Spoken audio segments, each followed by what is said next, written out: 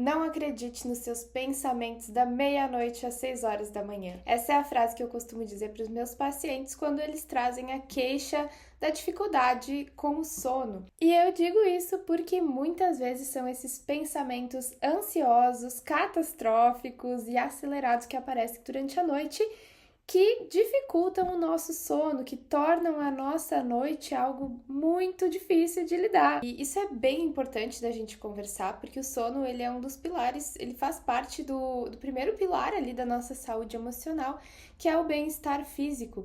Quando a gente fala sobre a saúde emocional, se a gente não tem essa parte física bem equilibrada, é bem difícil também a gente manter a saúde emocional, porque inclusive essa semana eu estava conversando com uma amiga que ela tinha viajado e ela tinha esquecido então o protetor auricular e o protetor ocular e a gente conversando sobre como é difícil o dia seguinte quando a gente não tem uma boa noite de sono, a gente tem dificuldade de tomar decisões, a gente não consegue pensar com clareza, a gente fica muito mais irritado, né? Pequenas situações tiram o nosso centro e realmente isso gera muitos prejuízos, né, para o nosso emocional. Então hoje eu quero conversar com você sobre quais são as práticas que a gente pode ter para garantir uma boa noite de sono e a gente vai falar também sobre quais são as diferenças ali para pessoas que apresentam neurodivergência, como que a neurodivergência impacta no sono para a gente buscar estratégias também. Então, se vocês ficaram curiosos para saber como a gente pode aliviar a insônia, garantir uma boa noite de sono, fica até o fim que a gente vai ter várias práticas para regular esse ponto. Se você não me conhece, eu sou Eduardo, eu sou psicóloga clínica e eu trabalho na abordagem cognitivo-comportamental e aqui eu trago conteúdos para que você viva uma vida mais leve, mais alinhada com aquilo que é significativo para você, porque aqui a gente não quer só reduzir sintomas, né? A gente não quer só reduzir as dores, as ansiedades, a gente quer sim construir uma vida significativa, uma vida em que você consiga sentir prazer, se divertir, se aprofundar naquilo que faz sentido para você. Então aqui a gente trabalha com todos esses temas. Bom, a gente sabe que o sono ele tem um papel fundamental na regulação das emoções, porque a privação de sono faz com que a gente tenha muito mais dificuldade de tomar decisões, a concentração fica muito abalada, tem muita gente que chega achando ali que já tem o diagnóstico de TDAH, mas quando a gente vê a rotina tá desorganizada, muito tempo no celular, o sono tá ruim, tem muitos fatores ali que podem confundir, então a gente sempre precisa ter clareza do que está acontecendo antes de já diagnosticar. Então a gente percebe os prejuízos de uma noite de sono não tão boa assim, né? E a gente vê também que esses prejuízos vão além dessa questão de concentração e tomada de decisão, porque isso pode impactar as relações, que a gente tem muito mais conflitos com as pessoas, às vezes a nossa produtividade no trabalho também fica comprometida e às vezes as pessoas apresentam um comer mais desregulado ali, focando muito mais nas comidas doces ou muito gordurosas, né? Porque esse sistema ali fica também comprometido. Então, para a gente garantir uma boa noite de sono, a gente precisa seguir algumas orientações. E aqui eu quero trazer orientações baseadas em evidências nas pesquisas que a gente tem. Eu vou trazer o protocolo de higiene do sono. Se você ainda não está familiarizado, a gente vai conversar sobre alguns fatores que podem ajudar ali na sua rotina para você ter uma noite de sono melhor. O primeiro ponto que eu quero trazer é da estrutura da rotina. Muitas pessoas começam querendo mudar o sono, ajustando ali a hora em que vão dormir, quando na verdade esse é um fator que a gente não tem tanto controle, porque às vezes quanto mais a gente se pressiona para dormir, menos a gente consegue realmente dormir, né? Então, um fator que pode nos ajudar com muito mais consistência a regular o sono é a gente controlar a hora que você acorda. E a gente já vê que manter um horário regular para acordar, mesmo no fim de semana, pode garantir ali uma melhor noite de sono no longo prazo. Então, sempre que você for acordar, já abre todas as cortinas, as janelas, já pega a luz solar nos seus olhos, que isso também ajuda a regular o ritmo circadiano, é bem importante. Então, um exercício para você já colocar na sua agenda é a gente colocar o despertador para qual é a hora que você quer acordar, o horário regular ali, pra gente acordar todos os dias, pra gente começar a regular esse seu ciclo de sono. O segundo ponto que eu quero trazer aqui é exercício físico. É muito importante a gente gastar a nossa energia ao longo do dia para a gente realmente se sentir cansado no fim do dia. Mas o exercício ele também não pode ser feito muito antes de dormir, porque senão a gente fica muito ativado e aí fica difícil realmente dormir, né? Então, se você puder colocar o exercício físico de manhã, vai ser ótimo, de manhã ou de tarde, né? E um outro ponto também é da gente tentar não colocar antes de dormir atividades ativadoras, não só fisicamente, mas também emocionalmente e mentalmente, porque isso tudo pode, toda essa ativação também pode prejudicar o relaxamento. Uma atividade prática que pode ajudar ali você a se comprometer com essa rotina de exercício físico é a gente já deixar as roupas prontas ou os materiais organizados um dia antes pra gente garantir que você realmente tenha tudo pronto e é só ir, sem nem ter que pensar, então a gente já garante que esse ponto vai ser resolvido. O terceiro ponto pra gente estar ajustando ali é a questão da alimentação, porque existem algumas mudanças que a gente precisa fazer. A primeira delas é sobre a cafeína. E aqui com cafeína eu tô falando de café, chimarrão, ou, por exemplo, Coca-Cola, né? Outras bebidas cafeinadas ali também são incluídas, às vezes até cacau também. Então, a gente orienta que a gente tome café ali até mais ou menos as 3 horas da tarde, porque a cafeína ela fica no organismo por mais tempo, então, para a gente não prejudicar esse ritmo circadiano, é melhor a gente controlar. Não significa que você tenha que tirar da sua rotina os momentos de conforto que o cafezinho traz, porque eu sei que muitas vezes o café não é só por a gente ficar ativado, mas às vezes a gente também gosta do conforto, do hábito ali, né? Então, às vezes, pra gente conseguir manter essa rotina de conforto, a gente precisa fazer algumas trocas, como por exemplo, adicionar chás ou adicionar o café descafeinado para você conseguir ter esse conforto e pra gente conseguir manter o hábito sem ter os prejuízos disso. Uma outra questão é sobre o álcool. Algumas pessoas costumam usar o álcool para relaxar antes de dormir, mas a gente sabe que o álcool, na verdade, ele prejudica o sono durante a noite, ele fragmenta o sono, então, na verdade, você acaba acordando menos descansado porque não teve um relaxamento, não teve um descanso de qualidade. Então, não é uma estratégia tão útil da gente utilizar. E agora falando sobre comidas e bebidas, não é tão indicado que a gente faça uma refeição muito pesada antes de dormir e também não é muito recomendado que a gente tome muita água antes de dormir para a gente não ter que ficar acordando ali ao longo da noite. Eu sei que são muitas mudanças, mas a gente não precisa também fazer tudo de um dia para o outro.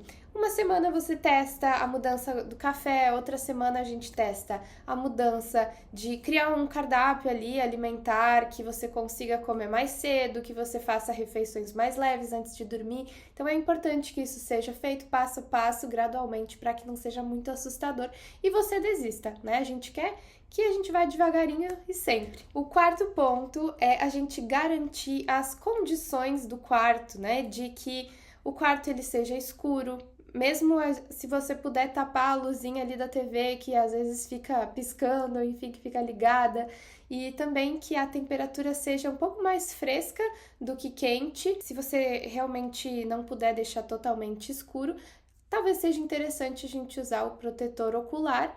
E se você costuma ter barulhos ali, a gente usar o protetor auricular, que isso pode nos ajudar. Também sobre as condições do quarto, é indicado que a gente deixe o celular longe para a gente evitar esse hábito de ficar rolando o feed antes de dormir, porque ali muitas informações ficam misturadas na nossa cabeça, às vezes a gente sonha de noite, né, com aquilo que a gente viu, então é bom a gente fazer um tempo de limpeza mental ali antes de dormir para a gente conseguir dormir melhor. O que a gente indica é que pelo menos 2 horas antes de dormir a gente possa deixar o celular de lado. E aí vocês me perguntam, tá, mas o que eu vou fazer então com esse tempo? Bom, a gente precisa trabalhar a criatividade. Eu sei que às vezes é algo novo, né? Que a gente tá tão acostumado a usar o telefone que a gente nem sabe mais como é viver sem. Mas antes do telefone, a gente ainda tinha uma vida, a gente fazia coisas antes de dormir. Então, a gente precisa resgatar essas rotinas que antes a gente tinha. Às vezes, a gente ficava conversando com a família ali no quarto. Às vezes, a gente pega um livro e lê, desde que não seja um livro, assim, te deixe com medo, um livro muito, ou que te deixe muito ativado, mas aí uma leitura leve talvez nos ajude, ou a gente fazer uma prática de meditação, de relaxamento, isso também ajuda. Então, vamos aos poucos mudando essa rotina antes de dormir para que você se sinta relaxado. Agora, falando sobre a rotina noturna para a gente ter o relaxamento físico, mental e emocional, o que a gente pode utilizar para isso? Muita gente acha que é só deitar na cama e vamos dormir, né? Mas a verdade é que leva um tempo até o nosso corpo entender que está na hora de dormir. E a gente pode ir fazendo isso em etapas. Por exemplo, algumas horas antes a gente reduz as luzes, né? Ou a gente coloca uma luz mais amarelada, então, ou deixa meia luz, ou a gente reduz os barulhos, reduz a quantidade de informação. Para relaxamento físico, algo que pode ajudar é, por exemplo, tomar um banho quente antes de dormir, que isso relaxa o corpo, ou fazer um relaxamento muscular progressivo, que inclusive a gente já tem aqui no canal. Então, se você quiser dar uma conferida lá, pode ser interessante. E também agora para relaxamento mental, se você costuma ficar com muitos pensamentos de tem que fazer isso, tem que fazer aquilo antes de dormir, o indicado é que a gente descarregue tudo isso no papel e deixe ali para você pensar amanhã. Deixa para o seu eu do futuro cuidar, porque o que a gente pode resolver de noite, de madrugada? Nada, né? Muito provavelmente nada. Então, assim, a nossa cabeça também precisa de limites para que a gente consiga ficar com a nossa paz mental. Então, você descarrega tudo o que precisa para pensar no dia seguinte, na hora em que você de fato consegue fazer alguma coisa. E aí a gente, se vier o pensamento de tem que fazer alguma coisa, tem que lembrar de fazer isso, a gente relembra que tá lá no papel, quando for a hora de revisar isso, eu vou fazer. E o relaxamento emocional, ali a gente pode utilizar, como eu falei, algumas práticas de meditação, que a gente também tem algumas aqui no canal, para você conseguir aliviar, né, passar para essa fase do sono e deixar as atividades do dia lá fora do quarto, né? Porque a gente precisa ter esses limites também para a gente conseguir dormir bem. Se o quarto é um lugar que você costuma trabalhar, estudar, fazer tudo, a gente está precisando talvez de limites. O indicado é que a gente não estude, trabalhe na cama, pelo menos, porque senão ali a gente fica com tudo misturado. Então, crie seus limites. Estudo, trabalho, é só na escrivaninha, né? Ou o momento de relaxamento, de assistir alguma coisa, é só na sala, para a gente conseguir vincular a cama com o horário de dormir. E eu sei que muitas pessoas têm também pensamentos antecipatórios, principalmente as pessoas que já sofreram muito com o sono, as pessoas têm esses pensamentos de que mais uma noite que eu não vou conseguir dormir. Não vou nem na cama porque não vou conseguir. Ou, se eu for agora, eu só vou ter X horas de sono. Quanto mais a gente tenta controlar ou fica com esse pensamento antecipatório, mais a gente tem dificuldade de dormir, né? Então, o indicado é que você não fique controlando a hora de, falta só isso, eu vou ter conseguido dormir só X horas e amanhã não vou render.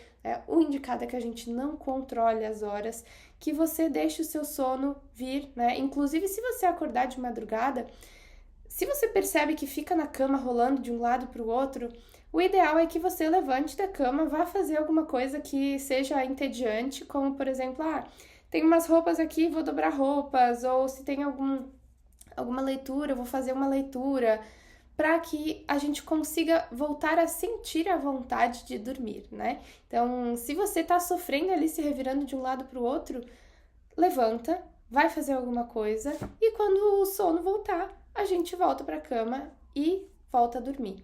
Então, isso evita que a gente fique ruminando sobre o sono, né?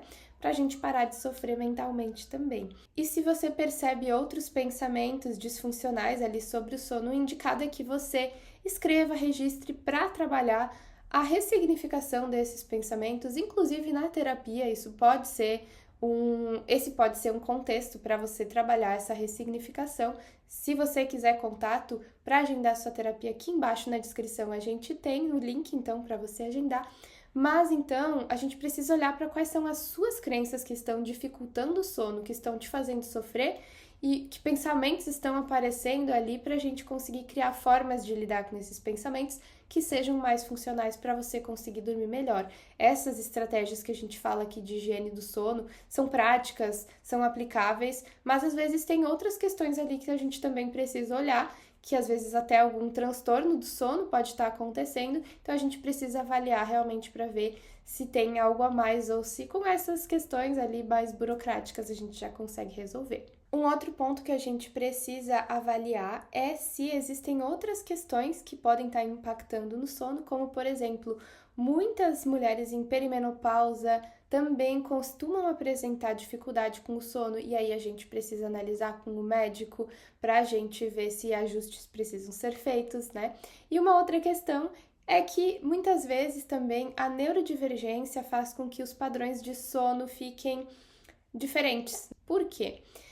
Para quem não está acostumado com esse tema, neurodivergência é o nome que a gente dá para pessoas que têm um padrão de construção do cérebro de maneira diferente. É o que a gente chama dos transtornos de neurodesenvolvimento, que o cérebro ele foi construído ao longo do tempo, desde a infância, adolescência, o cérebro foi construído de uma maneira diferente. Então, alguns transtornos que estão na neurodivergência são, por exemplo, o transtorno de déficit de atenção e hiperatividade, o TDAH, e o transtorno do espectro autista, o TEA, né? Então, nesses transtornos, pode acontecer para algumas pessoas de o sono também ficar prejudicado. Mas por quê?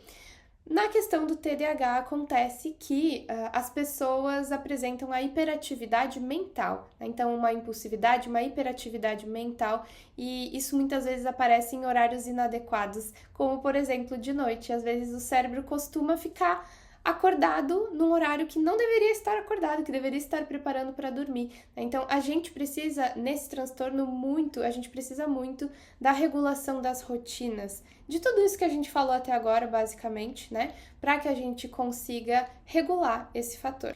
Nesse sentido, talvez ajude para a gente aliviar essa hiperatividade, a gente descarregar todos os pensamentos no papel ou descarregar toda a energia no esporte ao longo do dia para a gente conseguir realmente chegar no final do dia e estar cansado. Uma outra questão que aparece na neurodivergência é a sensibilidade sensorial. Então, é bem importante que a gente esteja confortável com o ambiente, com os tecidos, né? Para a gente conseguir lidar com o sono, ter um sono realmente relaxante. Então, no autismo que acontece mais essa questão também da sensibilidade sensorial. A gente precisa que o ambiente esteja numa temperatura ideal. Às vezes a gente precisa usar pijamas de algodão, às vezes o algodão ele incomoda menos. Algumas pessoas também preferem ou gostam de dormir com o barulho branco, barulho marrom, que isso ajuda também a entrar no estado de sonolência. Então, esses ajustes podem ajudar ali na questão do sono para pessoas com neurodivergência. E também, muitas vezes, as pessoas neurodivergentes, por apresentarem essa dificuldade ali há algum tempo já, ao longo da vida, elas acabam criando padrões de comportamento que podem ser disfuncionais também para o sono.